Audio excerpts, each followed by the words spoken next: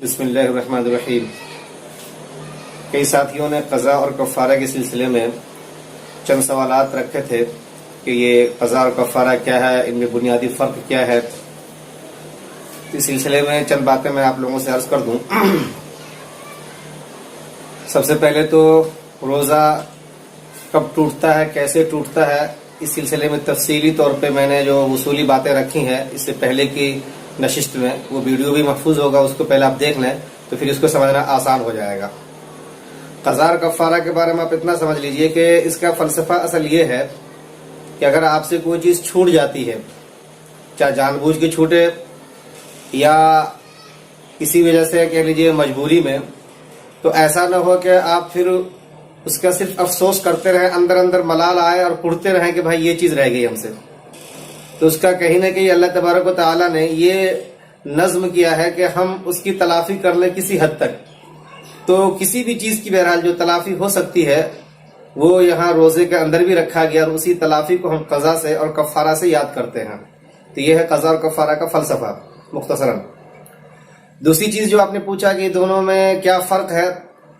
تو یہ بتا دوں میں آپ کو کہ دیکھیے روزہ جو ہوتا ہے، ہم جو کھانے پینے اور میاں بیوی کے جو تعلقات ہوتے ہیں اس سے جو بچتے ہیں، رکتے ہیں، صبح صادق سے لے کر کے غروب آفتاب تک پورا دن کا جو سلسلہ ہوتا ہے یہ، اور جب یہ ٹوٹتا ہے تو پھر جا کر کے ہمیں قضا یا کفارہ کی جو بات آتی ہے اس سے روبرو ہونا پڑتا ہے۔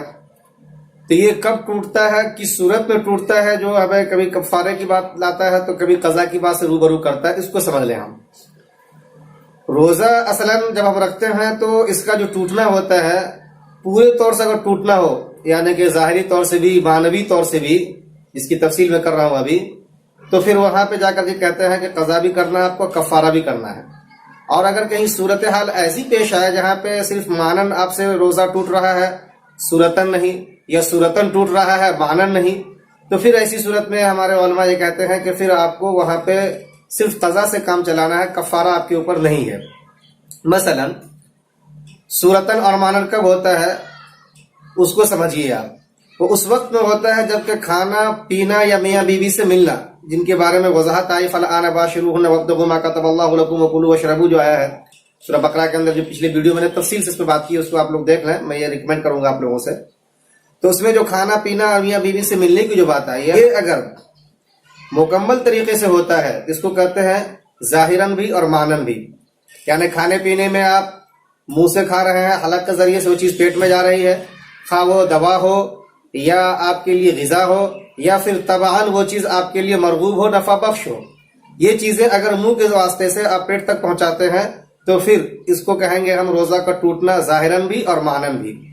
یا میاں بیوی بالکل باضابطہ مل لیتے ہیں جیسے کو ملا کرتے ہیں راتوں میں، تو یہاں پہ ملنا بھی کہلائے گا ظاہراً بھی اور مانن بھی۔ ایسی صورت میں اگر کوئی جان بوجھ کے روزے کی حالت میں کرتا ہے، غذا لے،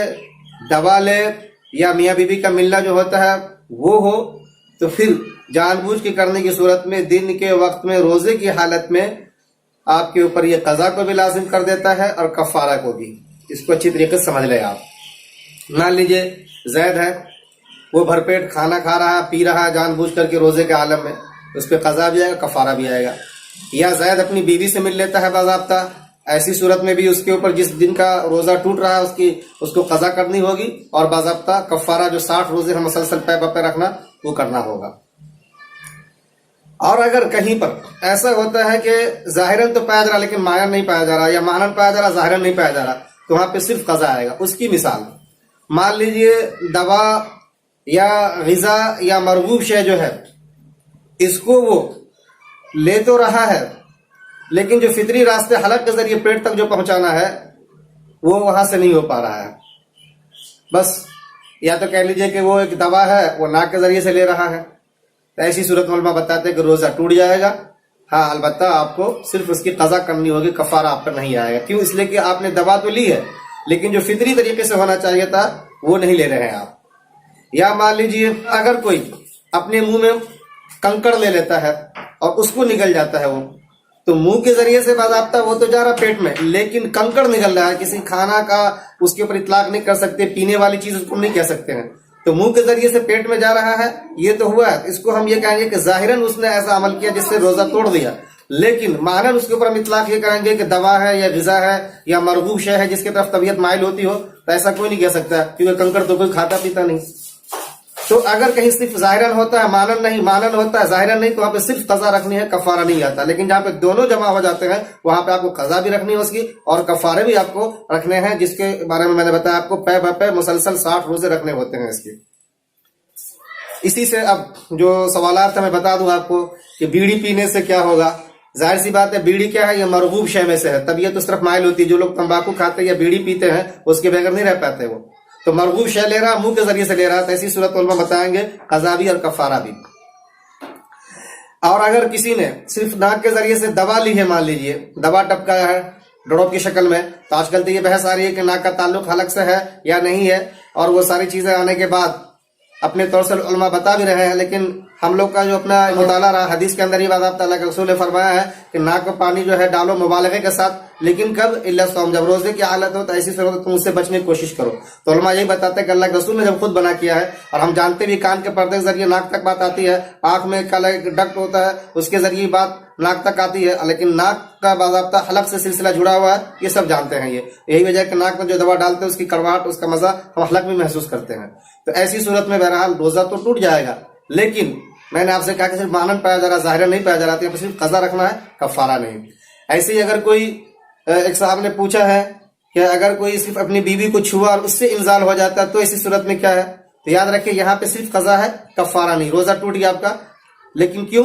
کفارہ کیوں نہیں؟ اس لیے کہ آپ باضابطہ ملے نہیں ہے، صرف اس کو چھوا اور اس کے بعد اس کا انزال ہو جاتا ہے، تو ایسی صورت میں باضابطہ معنن اور ظاہراً جو اس کا ملنا ہونا چاہیے تھا وہ نہیں ہو رہا ہے، تو اس کے اوپر صرف اور صرف قضا ہی آئے گا، کفارہ نہیں آئے گا۔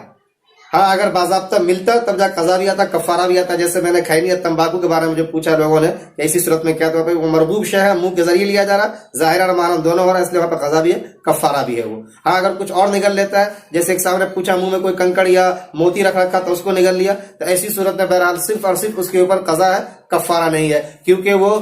ظاہراً تو لگ رہا ہے کچھ کھایا ہے، لیکن مانن کے اوپر اس کے اوپر دوا یا غذا کا اطلاق کرے، ایسا نہیں ہے یہ۔ تو قضا اور کفارہ کی جو صورتحال ہے اس کو اچھی طریقے سے سمجھ لیا جائے۔ جزاک اللہ خیرہ۔ اور بھی سوالات انشاءاللہ ہم بعد میں پھر رکھیں گے اس کو۔ شکراً جزیلا۔